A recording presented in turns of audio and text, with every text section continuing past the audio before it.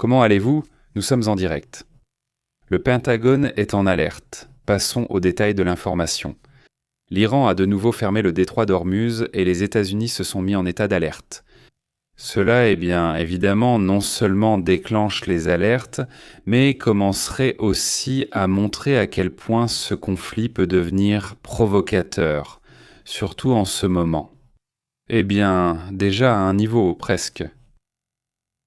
Et bien de désespoir dans le sens où si le problème n'est pas résolu rapidement, cela pourrait provoquer un déséquilibre tel qu'on s'attend à une possible dépression au niveau financier. Passons aux détails de ce qui se passe dans le monde. Un grand merci à la communauté qui est ici avec nous. Passons à l'information, aux détails. Regardez, là nous voyons une partie de la carte. Allons exactement vers le détroit d'Ormuz où il reste fermé. Le passage. Hier, 25 navires sont passés et c'était une excellente nouvelle pour la question pétrolière, car c'est le record de passage depuis le début de la guerre en mars. Le 28 février, mais disons que le 1er mars, le détroit d'Ormuz est fermé. D'après ce qui est rapporté en ce moment, et allons dans les détails, et pourquoi le Pentagone est en alerte, l'Iran a de nouveau annoncé la fermeture du détroit d'Ormuz, l'une des routes, j'insiste. L'essentiel, c'est le transport de gaz et de pétrole. La décision intervient après que Téhéran a accusé les États-Unis de ne pas respecter les engagements établis dans le mémorandum qui a essentiellement permis la réouverture du détroit d'Ormuz. Et face à ce non-respect, disent-ils, qui s'est produit surtout à cause de la question du Liban, c'est ce que fait le CENTCOM, le CENTCOM. Le commandement central des États-Unis, le CENTCOM, a répondu en assurant que ses forces restent déployées et en état d'alerte pour garantir le respect des engagements, le non-respect ou le respect des accords existants. Le porte-avions USS George H.W. Bush se trouve dans la zone militaire de surveillance au Moyen-Orient et il est actuellement en opération. Ce que dit l'Iran ou la justification des Iraniens, c'est que Hormuz sera leur instrument de mesure ou leur point de référence pour décider de fermer ou d'ouvrir le détroit. Selon leurs intérêts, essentiellement, cela aurait évidemment des implications au niveau mondial. Parallèlement, dans les négociations qui d'ailleurs auront bien lieu demain en Suisse uniquement pour discuter, mais les États-Unis et l'Iran vont se rencontrer lors d'une visite en Suisse. Et même s'ils ne vont pas signer, ils vont examiner les derniers détails, soi-disant. Pendant que cela se passe, le Pakistan et le Qatar apparaissent comme une sorte de médiateurs, assez étrange, et pourtant ils ont réussi à faire avancer les négociations jusqu'à un certain point malgré les défis existants. Et ce point est très important, car si cela se produit et que la fermeture d'Ormuz se prolonge, il y aura un effet sur le marché qui n'a jamais été vu dans l'histoire. Une fermeture qui pourrait être dangereuse pour l'inflation et pour tout le reste. Donc c'est très curieux parce qu'au final, si tu as un régime qui dit c'est un régime. C'est un régime très autocratique, très dictatorial et théocratique, tout ce que tu veux, mais au final c'est un régime qui a un atout majeur, qui est sa géographie, qui est sa position dans une zone où il peut exercer une pression sur la question des ressources énergétiques au niveau mondial, n'est-ce pas ? Donc l'alerte des États-Unis de ce côté-là est compréhensible. En fait, c'est juste pour qu'on ait une idée de la situation. Pendant qu'ils ferment le détroit d'Ormuz. Et jusqu'à présent, les États-Unis n'ont pas annoncé la fermeture du golfe d'Aden, parce que normalement, ils fermeraient ici. Les États-Unis ferment ici et restent en alerte, sans avoir annoncé la fermeture du golfe d'Oman pour l'instant. Et en ce moment, il y a des mouvements sur l'île de Karg. Regardez ce qui se passe sur cette île. Aujourd'hui, le chargement de pétrole brut iranien a repris sur l'île de Karg après la levée du blocus américain. 3 pétroliers de grande taille, chacun ayant la capacité de transporter environ 2 millions de barils de brut, seraient amarrés au terminal de Sea Island à l'ouest de Karg. Selon les dernières données, l'Iran a repris le chargement de brut depuis son propre terminal d'exportation sur l'île. Depuis cette île que nous voyons, 90% de ses exportations sont chargées là-bas. Ces pétroliers seraient les premiers, disons, à être remplis sur cette île après tout ce conflit. Alors, on voit que l'Iran continue de faire des mouvements, comme s'il était confiant qu'un accord pourrait être trouvé. Oui. L'île de Kharg est située dans le golfe Persique, comme vous pouvez le voir, et c'est là que se trouve 90% du pétrole. Le gaz se trouve ailleurs, mais le pétrole sort de là, n'est-ce pas?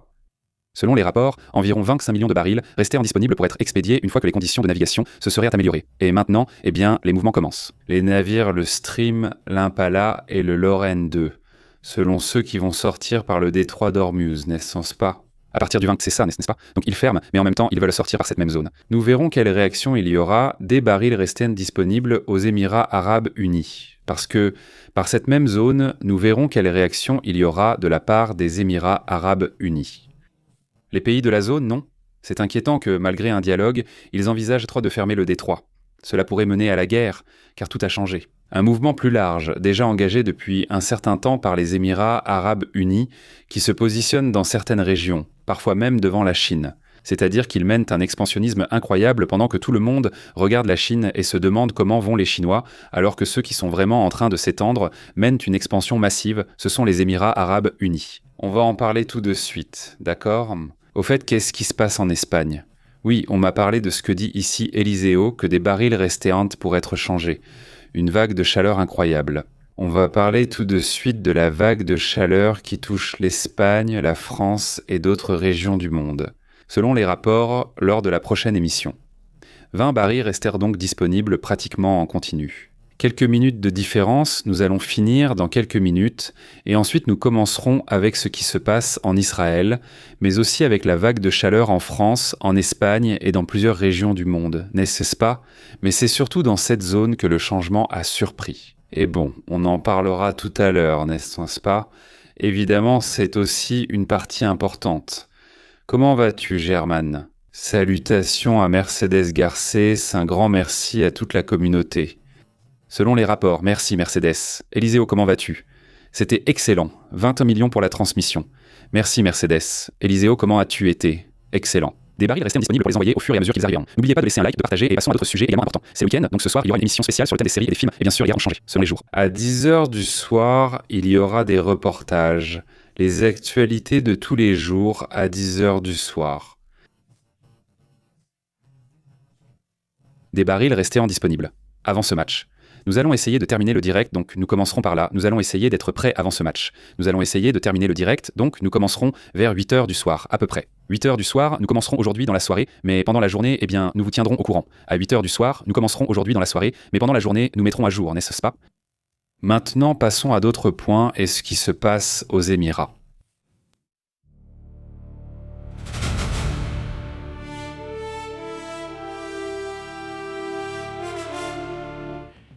Notez qu'aux Émirats arabes unis, dans cette région, ce pays, n'est-ce pas?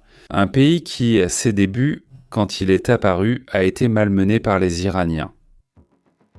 Et ceux d'Arabie Saoudite aussi. Les Émirats arabes unis avaient un passage, ils avaient une frontière avec le Qatar, et l'Arabie Saoudite leur a essentiellement pris ce passage. Bon, d'accord, ils leur ont pris un morceau ici. L'Iran lui a pris quelques îles qu'il avait par ici. Les Émirats arabes unis rencontrent des problèmes dès le début. Pour commencer, ce sont plusieurs Émirats qui avaient tort leurs différences depuis des siècles. Alors, ils réussissent à unir ces Émirats, mais au début, il semblait très difficile que ce pays puisse exister. On disait qu'il allait être absorbé, que quelqu'un allait l'absorber, mais non. Même s'il n'a qu'1 million d'habitants, c'est-à-dire pratiquement 1 million d'habitants originaires du pays. Ils en ont plus, mais il n'y a qu'1 million de citoyens originaires de là-bas, n'est-ce pas? C'est-à-dire, c'est un pays avec peu d'habitants. En ce moment, ce pays est celui qui influence le plus l'Afrique, plus que la Chine, plus que les États-Unis, plus que l'Europe. Tout le monde dit non, c'est la Chine qui est en train de s'étendre dans cette région du monde, je ne sais pas quoi. Eh bien, celui qui est vraiment en train de s'étendre, celui qui investit le plus, c'est les Émirats arabes unis, qui ont déjà étendu leurs bases. Voici quelques-unes de leurs bases qu'ils ont en Afrique. Mais regardez le nombre de bases. Ils ne font pas les choses à moitié. Ils n'ont pas ces méga super bases comme celles des États-Unis, mais ils utilisent des bases opérationnelles un peu plus petites, oui, mais plus pratiques sur le plan opérationnel, n'est-ce pas? Alors, les Émirats arabes unis sont en train de devenir un pays qui a réussi à s'étendre d'une manière surprenante. Et ils ont toute une série de stratégies dont je voudrais vous parler maintenant, que je pense qu'il faudrait apprendre, parce que ce sont des stratégies. Eh bien, qu'est-ce qui fait qu'un pays aussi petit, le pays, ou d'ailleurs le plus riche du monde, la capitale, c'est-à-dire par habitant, le pays le plus riche du monde, ce n'est pas la Suède, ce n'est pas la Norvège, ce n'est pas, tu sais, les Émirats Arabes Unis. C'est-à-dire, les gens de là-bas sont ceux qui valent le plus, disons, en termes monétaires dans le monde. Regardez-moi ça. Il a une doctrine qu'ils appellent le multi-alignement. Vous savez, ils disent qu'il y a les pays alignés, il y a les pays non alignés, n'est-ce pas? C'est ce qu'ils disent de toujours, non? Les non-alignés, ce sont ceux qui ne s'alignent avec personne, n'est-ce pas? Les alignés, eh bien, ce sont ceux qui disent « Non, moi je suis plutôt du côté de l'Europe, non. De Chine ou des États-Unis, peu importe, non. » Et ceux-là ont dit « Non, non, non, non, non. » Et si on faisait le contraire de tout le monde? Non. Et eux, ils ont fait une sorte de multi-alignement, en fait, non? Ils cherchent à avoir des liens avec tout le monde. Ce n'est plus le seul pays à agir ainsi, mais il l'a fait bien plus intensément. Ils ont des amitiés et des partenariats, même militaires. Ils ont un Iron Shield, le même Iron Shield qu'Israël possède, ils l'ont aux Émirats Arabes Unis, opéré par Israël à l'intérieur des Émirats, mais ils s'entendent aussi bien avec la Russie. En fait, beaucoup d'oligarques vivent là-bas, ils ont des affaires et des alliances avec la Chine, ils ont des affaires et des alliances avec les États-Unis, des affaires avec l'Inde, comme je l'ai déjà dit, avec Israël, avec l'Arabie Saoudite. Pourtant, ils se disputent et ont des guerres par procuration. L'Arabie Saoudite contre le Yémen, contre les Émirats Arabes unis à l'intérieur du Yémen. La guerre dure là-bas depuis un moment. Ils ont leurs différends. Pourtant, ils ont aussi des alliances. Donc les mêmes Iraniens ont une grande partie de leurs ressources et de leur argent investis aux Émirats Arabes Unis. Alors qu'est-ce qui fait que les Émirats Arabes Unis sont un pays un peu comme Singapour l'a été dans certains domaines? Ils se sont unis. Qu'est-ce que personne ne fait comme, l'Iran un peu, non? Mais disons qu'il est plus difficile que ce soit une attaque vraiment forte. Maintenant, ils se militarisent, ils progressent dans tout ce qui est militaire partout. Ils contrôlent militairement de nombreux pays. Ils ne les contrôlent pas politiquement, mais militairement et financièrement, oui. Oui, ils ont le contrôle de nombreux ports, et on dit bien non, c'est que les Chinois veulent se contrôler les ports, les aéroports et tout ça. Ceux qui ont vraiment commencé à contrôler les aéroports, ce sont les Émirats Arabes Unis. Non, c'est juste pour comprendre cela. Je veux dire, il y a une entreprise qui s'appelle Deep World, oui, qui exploite des dizaines de ports et de centres logistiques dans le monde entier. Ils sont basés au Somaliland, au Puntland, au Soudan, en Éthiopie. Et ainsi de suite. Vas-y, fais la liste. N'est-ce pas? Ils ont des bases partout, et ce ne sont pas, j'insiste, ce ne sont pas vraiment des bases, ils n'en ont pas. En fait, ils ne sont qu'1 million d'habitants. En termes d'effectifs, ils sont limités. Pas seulement une grande armée, c'est une armée avec beaucoup d'argent, beaucoup de technologie, beaucoup d'intelligence. Oui, ils influencent, par exemple au Soudan. Vous vous souvenez de cette guerre qui dure depuis des années. Ils soutiennent le groupe voulant renverser le président. Pourquoi? Parce qu'ils veulent contrôler un port. Et comme on ne leur donne pas, alors ils y vont et renversent. C'est-à-dire, ils y vont très fort. Yémen, Égypte, Tchad, Libye, Puntland, Somaliland, Érythrée. Somalie sont quelques-uns des pays où ils ont une base. Oui, leur doctrine est d'être amis avec tout le monde, mais de ne s'aligner avec personne. N'est-ce pas? Regarde-moi ça. C'est-à-dire très intéressant, vraiment.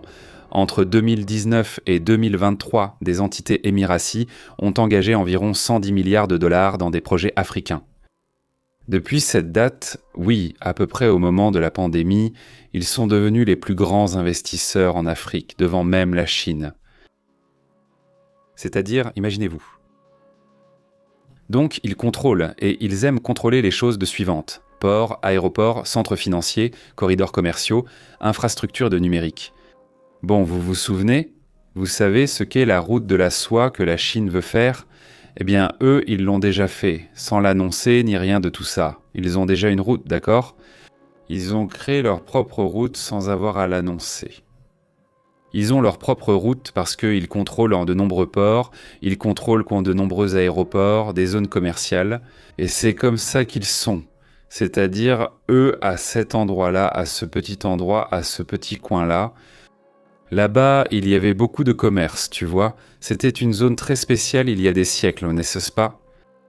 C'est-à-dire, ce morceau, cette zone. Imaginez-vous. Ici, de nombreux bateaux circulaient, venant d'Asie, d'Europe, etc. Et tout cet endroit, ce petit coin ici, il y avait de nombreux centres. C'était un centre économique, c'était un centre commercial.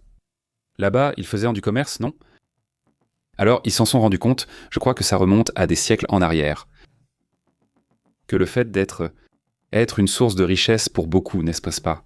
Que tu sois la source de richesse pour beaucoup et que tu gardes une commission, disons non, tu gardes juste un petit morceau. Tu continues à garder ce flux de richesse qui existe, ce flux de prospérité pour beaucoup.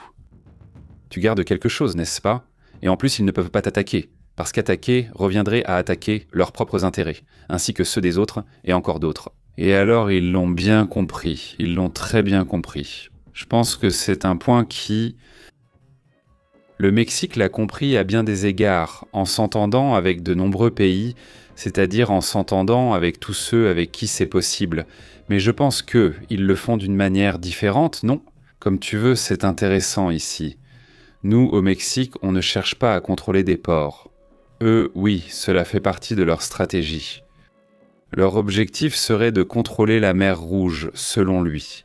Allons voir la carte parce que c'est ce qu'ils veulent. Ils opèrent et ont 2 bases ici. Regardez, attendez une seconde. Ici, ils ont 2 bases dans cette zone. Les Émirats Arabes Unis. Oui, en plus de contrôler certaines de ces îles qui se trouvent ici pour pouvoir contrôler, qui passent sans vraiment avoir. C'est-à-dire, le pays est ici de ce côté, sans avoir besoin d'avoir un territoire. Dans cette zone, ils contrôlent certaines îles de cette région, et militairement, ils surveillent toute cette opération. C'est pourquoi, disons, les Houthis ont eu du mal à vouloir contrôler. Ce détroit et la mer Rouge, ils pourraient essayer, mais dès le départ, ils se heurteraient aux Émirats Arabes Unis et évidemment à d'autres bases présentes, y compris celles des États-Unis et d'autres pays dans cette zone. La Chine aussi. Leur principal outil est l'expansion économique, pas tellement militaire. Le militaire, disons que c'est quelque chose de secondaire, mais qui est aussi présent, n'est-ce pas? Parmi les points les plus importants, il y a le fait que ce sur quoi ils misent, c'est que tout le monde dépende d'eux, que tout le monde fasse des affaires avec eux. Les analystes assurent que c'est l'empire silencieux. Dites-moi comment s'appelle le leader là-bas. Qui sait, ce n'est pas quelqu'un de très exposé qui est là tous les jours, à parler, ni un showman, ni un clown. Ce n'est pas non plus Xi Jinping qui apparaît tout puissant lors des défilés et tout ça. Non, ce personnage, peu de gens vont le reconnaître. Et en tout cas, ce n'est pas ce qui est important. Ce qui est important, c'est qu'ici, il y a plusieurs émirats, et plusieurs émirats qui influencent aussi toute cette région. Alors, chez eux, il y a aussi autre chose qui les distingue. Ce qui les distingue aujourd'hui de l'Arabie et du Koweït, c'est qu'ils ont été le premier pays du Golfe à ne pas dépendre du pétrole, c'est-à-dire qu'ils ont réussi à réduire leur dépendance au pétrole et se sont lancés dans la finance, les ports et d'autres secteurs. Donc si soudainement le pétrole disparaît, ce pays survivra, contrairement aux autres, n'est-ce pas, qui sont là dans la région. Ce serait difficile, ce serait compliqué, mais il ne serait pas impossible qu'ils survivent. C'est pourquoi faites attention à ce sujet, faites attention à Dubaï, n'est-ce pas? C'est le principal centre d'affaires financier chez eux, là-bas. C'est-à-dire, c'est intéressant, au moins c'est intéressant pour que nous restions attentifs à ce qui se passe là-bas. Le bon ou le mauvais, non. Il y aura les deux, mais ce sera au moins intéressant à mon avis. N'est-ce pas? Et ils ne sont pas les seuls à opérer, ni les seuls à vouloir avoir le contrôle dans la région. C'est-à-dire qu'il y a évidemment de nombreux intérêts en jeu. Mais juste pour conclure, qui cherche à contrôler cette corne? Ils sont ici. Qui cherche à contrôler la corne de l'Afrique? Et qu'en est-il du passage par le canal de Suez? Voici l'Égypte, un acteur clé. L'Arabie Saoudite de ce côté-ci, le Yémen de ce côté aussi, et les autres pays peu développés dans cette région. Soudan, Éthiopie, Somalie. Dans cette zone, ceux qui veulent opérer, disons parmi les grands pays puissants, sont présents. Voici la liste. Émirats arabes unis. Évidemment, ils opèrent là-bas depuis longtemps. L'Arabie saoudite aussi, en fait, ils possèdent toute cette côte du golfe de la mer Rouge. Oui, il y a la Turquie, qui a aussi des intérêts là-bas et qui a ses militaires à différents endroits. La Chine, évidemment, les États-Unis et bien sûr la Russie aussi. Ce sont les pays Émirats arabes unis, Arabie saoudite, Turquie, Chine, États-Unis et Russie. 6 pays qui chercheraient tant à en tirer profit. J'ajouterai l'Égypte parce qu'elle se trouve de ce côté-ci. Même si je ne le vois pas agir ici. L'Égypte aurait beaucoup plus d'intérêt et dans tous les cas, Israël aussi, qui se trouve de ce côté. Ici, Israël a un accès dans cette partie, et il leur est avantageux de garder le détroit d'Ormuz libre, n'est-ce pas? L'essentiel, c'est que ces 6 pays sont concernés, avec l'ajout de l'Égypte et d'Israël. Et ce type-là, c'est aussi la Jordanie, car la Jordanie a aussi un petit bout là-bas. Mais bon, c'est comme ça, non? C'est un peu le sujet, non? Il me semble que c'est une expansion. Au moins pour observer de près, non? Comment vas-tu, Miguel? Salutations à Ram et à la communauté qui arrive. Passons à d'autres sujets importants.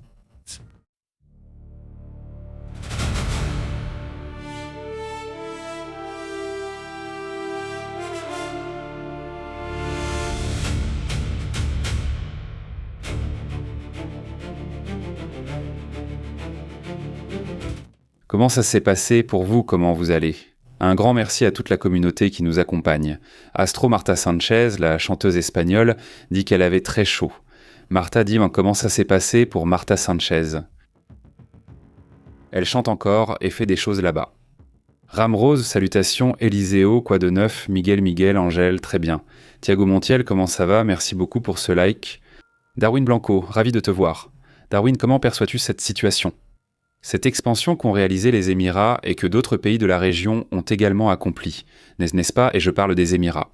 Je pense que c'est le plus visible, le plus intéressant, du moins pour moi. Et celui-ci, mais il y a aussi l'Arabie Saoudite qui fait aussi son propre chemin, n'est-ce pas? Et qui progresse aussi. Important dans les domaines technologiques, dans ce genre de sujet. Non mais bon, dit Lucia Escudero. Comment ça va? Salut Leonardo, est-ce que c'est Leonardo ou Lucia? Bon, salutations là-bas, comment ça va? Et la lumière, dis-moi quel est ce revenu, s'il te plaît, Aurelio, dit-elle.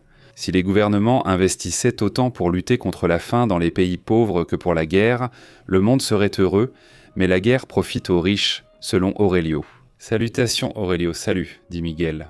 Quelle diplomatie de la Biélorussie, mais alors, comment expliquez-vous les antennes pour aider les drones russes? Exactement. Exactement, non. Eh bien, en fait, nous en avons parlé lors de la dernière émission, n'est-ce pas? C'est-à-dire, il y a ces antennes. Très bien. Un ultimatum leur a déjà été donné, n'est-ce pas? L'ultimatum, c'est pour bientôt, pratiquement le week-end prochain, l'ultimatum prend fin. Si ces antennes ne sont pas retirées, on les attaquera, n'est-ce pas? C'est-à-dire, c'est ça le problème, non? Léonard, comment va Léonard? Salutations, super. Rigobert, comment va Rigobert? Salutations aussi. Quoi de neuf? Dit Ram Sostro. Super. Eh bien, regardez, dans un petit moment, nous reviendrons sur ce qui se passe dans le monde. Le rapport est déjà prêt, le lien est déjà mis. Nous allons commencer dans environ 20 minutes, mais si vous voulez, vous pouvez déjà y aller. Ça va se passer en direct comme vous le souhaitez, mais nous commencerons dans environ 20 minutes comme vous le voulez. Je continue de lire quelques commentaires. Il dit « J'ai quelques amis mariés à des Colombiens ici en Galice. Nous sommes aussi passionnés que vous, dit-il. » Salutations du lycée, super, oui, c'est que, enfin, la Galice elle a vraiment son propre style. Non, alors oui, je m'en suis rendu compte, non, les Andalous aussi, non. Aussi, oui, ça varie pas mal. Oui, je remarque cette différence, non. Pareil aussi, enfin, je veux dire, c'est pareil aussi, je pense que c'est dans tous les pays, non. Enfin, ils sont différents, non. Les comportements et les styles d'un Veracruzano qui peut-être sont différents d'un Yucatec, d'un Oaxaquénien, d'un Régio, non? Il dit « Je viens de Cúcuta, qui est une ville super chaude, et maintenant je vis à Bogota où il fait froid. Bogota, c'est parce que c'est en altitude, non? Bogota est assez élevé, non? Alors j'imagine qu'il fait frais et que tu n'es pas habitué, j'imagine, non? » Il dit « Nous sommes très passionnés. » J'ai répété. Il dit « Louis, c'est ça, super. » Salutations. Oui, non, eh bien c'est très bien, il dit. Ok, écoutez, je reviens dans un petit moment. Nous sommes sur le point de commencer, dans environ 20 minutes plus ou moins, nous commençons. Ça ne va pas être immédiat cette fois. parce que nous sommes ici en train d'arriver à certaines choses, mais on commence tout de suite, non? Alors merci beaucoup, on continue à discuter dans un petit moment. Allez, si vous voulez, vous préparer un café. Et le lien est déjà prêt pour commencer. Tout à l'heure, on va aussi parler d'autres sujets importants et de la vague de chaleur, d'ailleurs, aussi. Entre autres choses, n'est-ce pas?